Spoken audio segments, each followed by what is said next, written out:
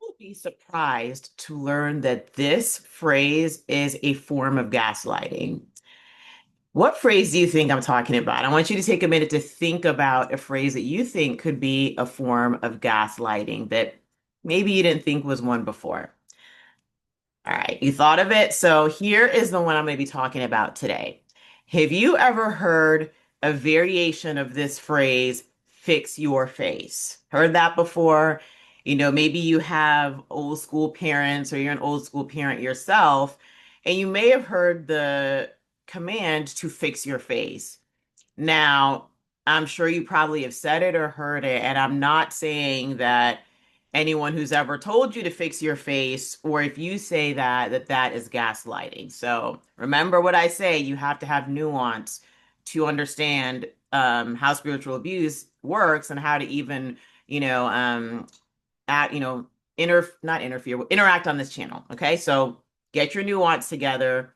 Why is the term fix your face a gaslighting phrase? Well, something that I have noticed, and that I've also heard from other people is that abusive and manipulative people are really obsessed with how you present in public, right? Or present in general. They're the kind of people that get upset if they see you looking anything other than happy, right? Now, they do have problems with you looking happy, but I'm going to address that in another video. But a lot of times you'll notice that they're just like very critical of people who are not smiling all the time, Um, if you have a just, a resting face, maybe that's not the nicest, and when I say that, I mean a lot of us, when you think about just what we have to go through every day, and just people in general, who is going around smiling all the time? That's exhausting. But abusive and manipulative people are very disturbed if they see you not smiling, right? And there was a particular interaction that I was thinking of, and just even thinking about like, experiences that I've heard from others, experiences that I've had myself. And a common theme is that these individuals get really, really upset if they don't see you smiling. Okay.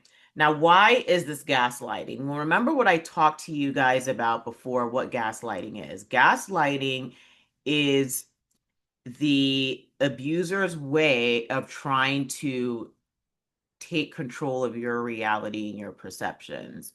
But they do this in a very particular way. They're not going to come out and say, hey, I'm here to control how you view reality. What they want you to do is to start doubting yourself and start doubting your ability to perceive the world accurately. So think about what you have been through as an abuse survivor. You've been gaslit, you've been treated horribly, you've been talked to horribly, you haven't been protected, you have not been provided for in the right ways. You've had people try to take over your agency. There's been a lot of stuff. And on top of that, people who engage in this abusive behavior and this gaslighting behavior, not only do they do that to you, but they don't protect you from other people that do that to you. They help them, right? Or they congratulate them. One YouTuber on here, I believe his name is Darren McGee. He said that he talked about how people who engage in this type of behavior, they will step over your hurting body and hand your abuser a glass of water, right? These are how these people behave. And so when they tell you to fix your face, what they're in essence saying is that you're going to take this abuse and you're going to like it. When you may not even be upset, right? For a lot of people, we may just be deep thinkers, right? We may be thinking about something else. We may be zoned out because we're tired. But individuals like this have this obsession of making sure that we show up and we look happy. Now, I want you to think about this phrase if you ever heard it before, and the phrase is every accusation is a confession. And with a lot of these individuals, I notice that when they accuse you of something, they really are projecting their own problems on you. Because remember, these types of people, they do not do the hard work of self-reflection and they refuse to be self-aware.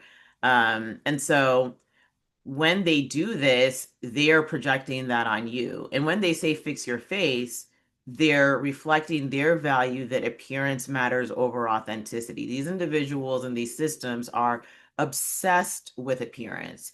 And so the minute they catch you maybe looking off in the distance, looking upset, they want you to fix it. And they want you to fix it now because if you look bad, then that means they look bad, right?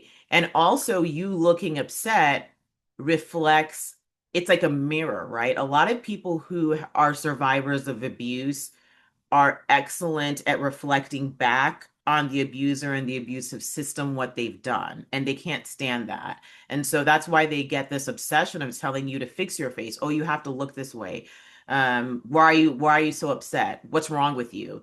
They don't care. They just want you to fix it. And the belief behind that is, look, you're going to take this abuse and you're going to like it, you know? And so how is that gaslighting? Well, think about it. If you're treated horribly, why on earth would you be walking around smiling all the time? And so by them telling you to smile and to fix your face, it is basically trying to get you to buy in the belief that, you know what you're going through is really not that difficult. It's not that bad, right? Get over it, right? People have been through worse. What's the big deal? You'll hear people a lot of times dismiss spiritual abuse as church hurt, or you're just too sensitive, or, just get over it. No church is perfect. Nobody's perfect. And I also go into why that's full of crap too. But anyway, my point in saying all of this is that that is what gaslighters do. And they do this as a means of trying to control you because they are obsessed with appearance being perfect, right? They don't care about authenticity. They just want you to look good so that it doesn't look bad, back up. It doesn't look bad for them. I remember, um, and another thing is that people who do this a lot of times tell on themselves. And so anytime another thing, when I tell stories on this channel, they are they're created in such a way that they don't reflect any one individual story. So if you hear this and you're like, wow, that is exactly what I've been through, trust me, it's not you specifically that I'm talking about. I do that to protect everyone's privacy, including my own. But I just also do this because it's important that people understand where these stories are coming from. I'm going to tell you a story. It is a story where the core of it is true, but identifying characteristics are not there. Okay. And the reason you probably will resonate with you is because it probably happened to you. And so I'm going to talk about two people, John Doe and Jane Doe. That's the easiest. So Jane Doe is talking to John Doe. Okay. Now John Doe is he is a pastor, but he's a spiritually abusive pastor and a spiritually abusive spouse to Jane Doe. Okay. And so John is like obsessed with Jane's appearance. And he's always criticizing her. He's like, you need to smile more, blah, blah, blah, blah, blah. And one day Jane is not feeling well. And instead of John trying to figure out how he can help, he is, like, oh, what's going on? You're always looking tired. People are going to ask questions.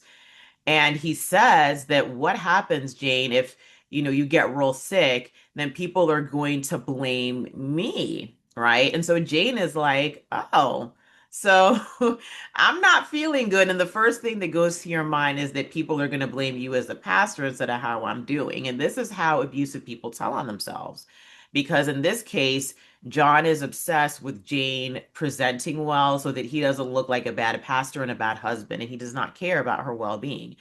And by him continuing to harp on her about how she appears, her emotional appearance, he's basically saying that there's something wrong with her. And so she's going to start doubting herself and thinking, wow, like all this abuse I'm taking, maybe it's not that bad. Maybe I should smile, or maybe it's my duty to protect this abuser's image. That's another thing that abusive people do. So if you are somebody, who has probably a more calm or serious expression, I don't want you to feel like you have to change that for other people. Now, of course, there are going to be some times where you probably may have to modify, how you look, how you come across for, professional reasons or whatever.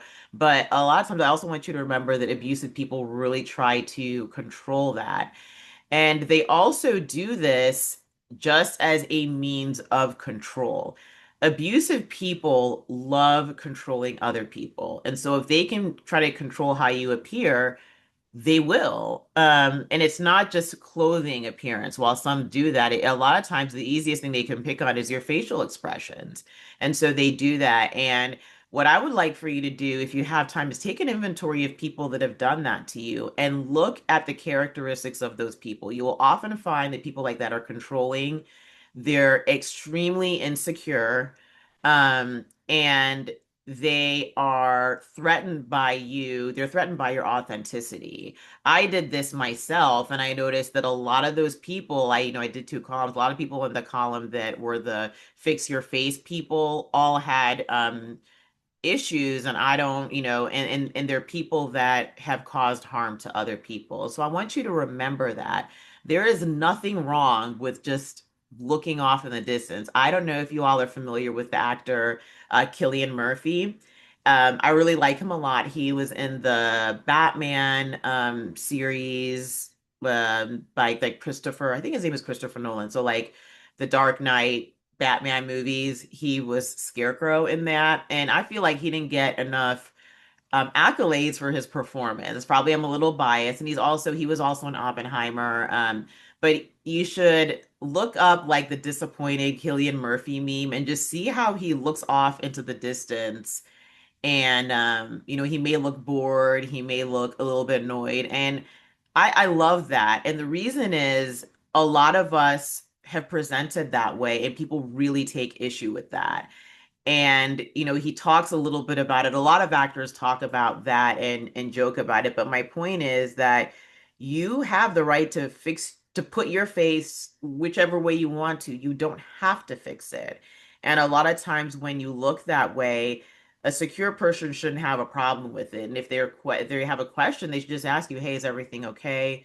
Is there, maybe something I did?" And talk to you about it like a mature and functioning adult, instead of trying to shame you for it. Another way that gaslighters will do this is they'll say that, "Oh, you're really boring," or "You look really unfriendly and hostile," or whatever. They'll try to say like you need to, just change your life. Well, you're so boring. Maybe you need to find more hobbies, or what are some other things? Boring, judgmental, you make me feel uncomfortable, whatever it is. And so I would, how I would urge you to keep doing that and just be yourself. We don't have to be happy all the time.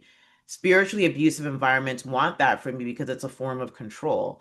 Um, Feel your feelings and just do the work and continue to be authentic. So I'd love to hear from you all in the comment section. What are some of the facial expressions that you have engaged in that really bother people, and what did you do about it? Have you taken inventory to see um what these people do and the characteristics, if you notice? And again, nuance is important. Of course, if you have an important job interview or you need to meet someone, you're going to know what to do. We all have to, in essence, fix our faces at times, but the problem comes in when a controlling or emotionally immature person cannot handle the fact that you're not happy all the time, and they're concerned about how it makes them look, right? For many of you who have shared your stories about abusive parents, you felt that when you've gotten that feedback that they're more concerned about, "Oh, how's this going to make me look as a parent?" Right? They're concerned about looking bad. And it's not just parents, it could be spouses, it could be friends, it could be these, abusive workplaces or spiritual environments that are just really obsessed with um, people's facial expressions. And so I'd love to hear from you in the comments. My website is skillsetcounseling.com, and you can go there to get more information. All right. I hope you have a wonderful and peaceful day. Bye bye.